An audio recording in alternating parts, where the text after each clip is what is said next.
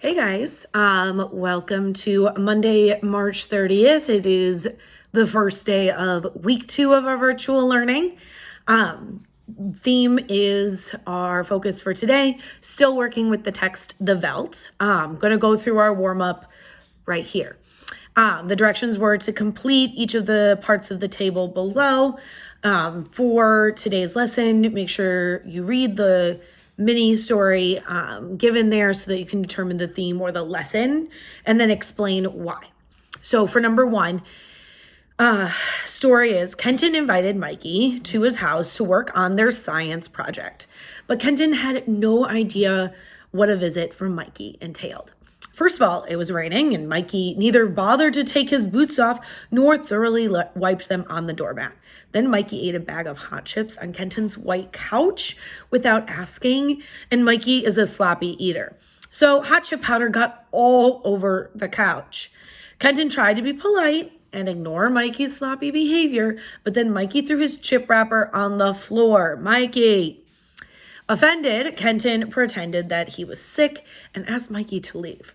The next day, Kenton asked Miss Babushka if he could work by himself. After explaining his situation, Miss Babushka allowed Kenton to work alone. Mikey would have finished the assignment by himself, but he spilled grape soda all over his assignment. If you've not completed number 1 or 2, go ahead and pause here. Go ahead and answer those, and then unpause the video once you have completed 1 and 2. Number 1, what is the theme of the story? One sentence that states the lesson. The one I wrote was clean up after yourself or no one will want to work with you. You could have also written something about having good manners makes it easy to work with other people. Something around the motifs of manners, being kind. You could have even taken the route of like communicating with one another, where instead of Kenton going to Miss Babushka, he could have communicated back with Mikey. Any of those sort of things would be correct for number 1. My explanation for the cleanup after yourself. So number 2, explain why you chose this theme. Mikey made a mess of Kenton's house with his hot chips, so Kenton asked him to leave. Then he asked the teacher to work alone and not do the project with Mikey. And then Mikey couldn't even use what he had done because he spilled grape soda all over himself or all over his work. So hence the theme of clean up after yourself. Otherwise, nothing will get done. Story number 2. Money Mark was born rich. He never had to work a day in his life, and he got everything handed to him on a silver platter. When he was 6, Money Mark wanted to go to a basketball game. His father paid the starting 5 of the Bulls and Celtics to play a private game of Nerf ball in Money Mark's bedroom. When Money Mark turned 13, he wanted to start a band. His father hired the Rolling Stones to play with him every Saturday at the family's private concert hall, though his family was never there. By the time he was 21, Money Mark was bored with life. He was surrounded by a bunch of possessions that he didn't appreciate, and Money Mark could find nothing new or exciting in his life. Despite his vast wealth, Money Mark never found happiness. Penny Petal was born poor. Her family hardly had anything to eat, but they loved each other. Penny Petal appreciated everything she got. When she was 6, her father walked her around the United Center before the Bulls played the Celtics. She was excited by the crazy fans and feeling in the air. She looked forward to the day that she could see a real game. When she was 13, she learned to play the buckets. She was an extremely talented musician, a natural percussionist, and everyone on the block loved the rhythms that poured from her palms. By the time she was 21, Penny was a successful businesswoman. Now she had everything she had ever dreamed of, and she truly loved to share her wealth and happiness with her family, who supported her through all of the hard times. If you didn't complete number 3 and 4 on your warm-up, you can go ahead and pause here. If you did, I'm going to continue on. Number 3, what is the theme of the story?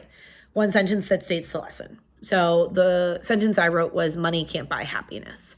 Number 4, explain why I chose this theme. Penny started off with next to nothing and was poor, but by the time she was 21, she was a businesswoman. Despite not having any money in the start, she was happy by the time she was 21 and throughout her life.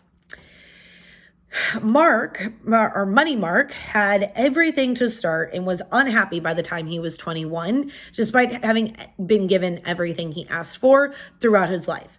And so even with money and getting everything he wanted, he wasn't happy in the end. And that showed that theme that money can't buy you happiness. Our aim for today, Kipsters will be able to determine the theme of the short story The Veldt by Ray Bradbury. So we're just going to focus on theme.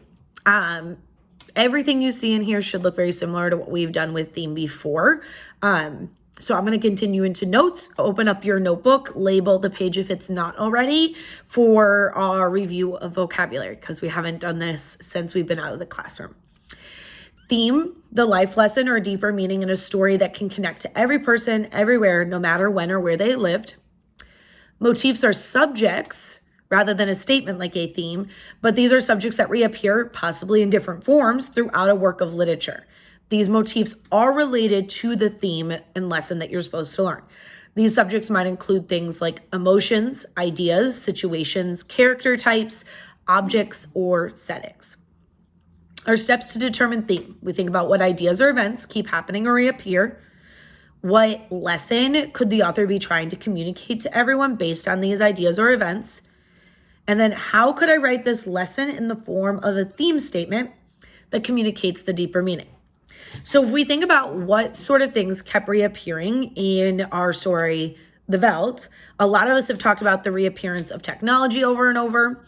And something I think maybe that we haven't thought about is how it all comes back to this family, our characters, their entire family. And then also thinking about how their mindsets are they happy, are they sad? And so there's three main motifs that stand out to me: family, technology, and happiness. And these are the three that we're going to explore through our practices today. So if you scroll to practice 1, I'm going to walk you through my thinking related to that essential question, and then you're going to practice with 2 different ones, and then you'll take an exit ticket. All of this looks very similar to what we did during Animal Farm and is structured almost the exact same. So if looking at practice, pause right here if you still need to take notes. If not, I'm going to be moving on to practice 1. Here is our essential question. What is Ray Bradbury, our author, suggesting about family in the short story, The Veldt? So context a little bit is that this story was written in the 1950s. If we were in our typical classroom, we would have talked about that already. Some of us have talked about that during office hours. So Ray Bradbury originally wrote this in the 1950s. And I think that we can see some relevancy even today. If you don't, by the end of the week, you'll probably see the allegory, I should hope. That being said, we're going to then think through some think about it questions that I put in here.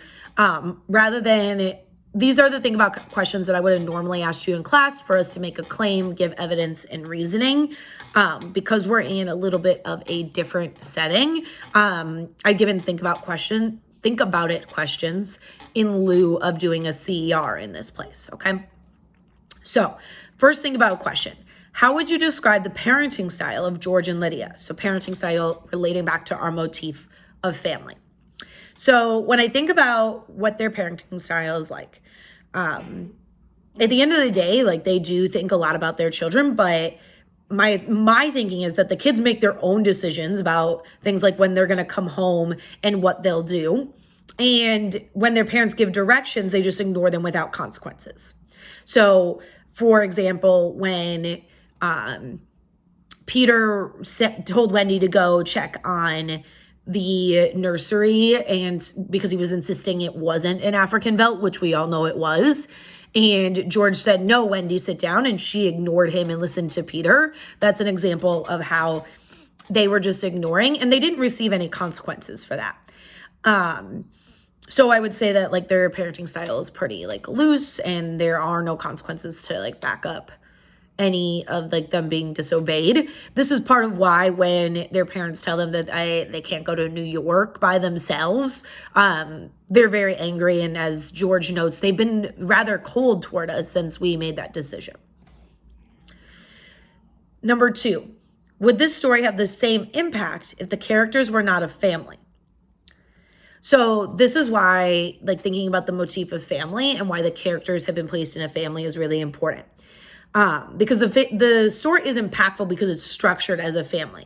So if this was in an office and, say, Lydia and George were the bosses and the children were just lower employees, the meaning would change. Then that would be more about the dynamics of power rather than like the communication and dynamics within the family. Now, granted, there is some commentary about who's really holding the power in this family, but it hits different when you're thinking like, oh, the kids seem to make all the decisions over their parents, which can seem pretty disrespectful, versus if, oh, there were just some lower employees who work really hard and they ignore maybe their bosses who aren't doing as much. That comes off very different than the disobedience of a child to a parent versus a disobedience from a lower employee to a boss.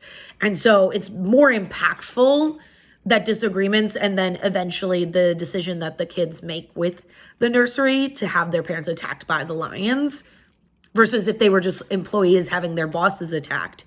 That comes off very different. How could this family breakdown have been avoided? So the family broke down because the parents are not really parenting. They're not giving consequences. And then the children are not really listening to their parents. That being said, well, someone wanted to be a YouTube star with us. That being said, the more communicating from the family and less reliance on technology for things, then they would have been able to better work together instead of working against each other, and things might have worked out better in the end. So keeping those three things in mind. So their parenting style being really free for George and Lydia, how Ray Bradbury specifically decided to use a family to tell his story versus any other group situation. And then the breakdown in communication within the family that caused the larger issue, the ending consequences and the conflict. Thinking about what is Ray Bradbury suggesting about family in this short story. So what is he trying to say? What is he trying to suggest about family as a motif through his theme?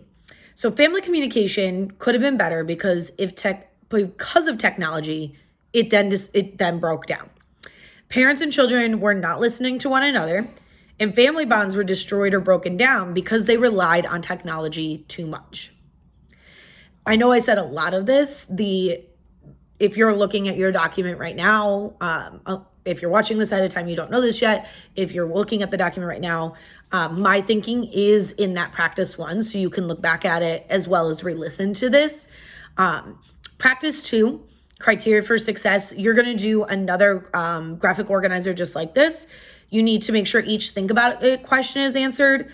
The essential question answer box at the end is answered, and that all answers are in complete sentences. This is both for practice 2 and 3.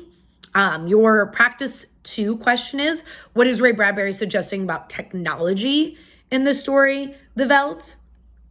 And your practice number 3 is, what is Ray Bradbury suggesting or saying about happiness in the short story, The Veldt? So you're going to explore those other 2 motifs that are part of the theme. And then you're going to use your essential question answers, both the one from the model I just did and your 2, to then work on your exit ticket. If you are stuck in practice 2 or 3, please reach out to me either in Google Classroom, via email, or shoot me a quick text before you try to tackle the exit ticket. And then be like if you're confused, you'll be pretty lost when you get to that exit ticket as well, okay? Exit ticket looks pretty standard to what you are used to with this type of a lesson. If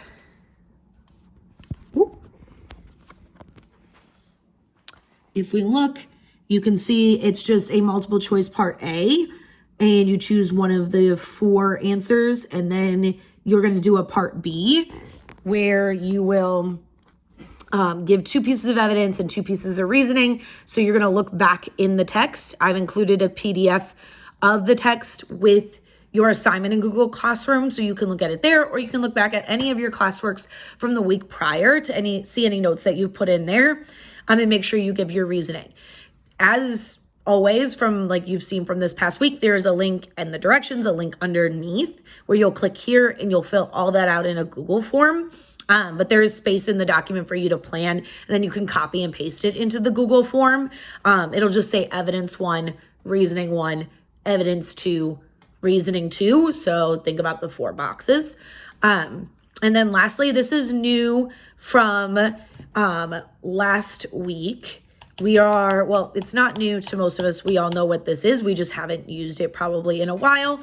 We have Lexia Practice. So all the links are in there. The login is the same as you're used to for Clever. Log in for at least 15 minutes. And once you've completed the classwork in Lexia, you can go ahead and hit and the exit ticket, hit turn in on Google Classroom so I can see your classwork. A lot of us have been frustrated by how Google Classroom will automatically mark it missing. It just does that even if you've done the work but you haven't hit turn in, it doesn't know that you finished, just like I don't know that you finished the classwork. And I don't want to grade something that you might not be completely done with, because that would be frustrating to you and to me, because I wouldn't really know if you didn't understand or what was going on when really you didn't finish. So make sure you hit that turn in button so that way I know you're done and you're ready for me to look over your work and you can get credit for it. So practice 2 and 3, exit ticket, Lexia, hit turn in, and call me, beat me if you want to reach me, if you need anything. Yeah, have a great day, guys. I will see you later. Bye.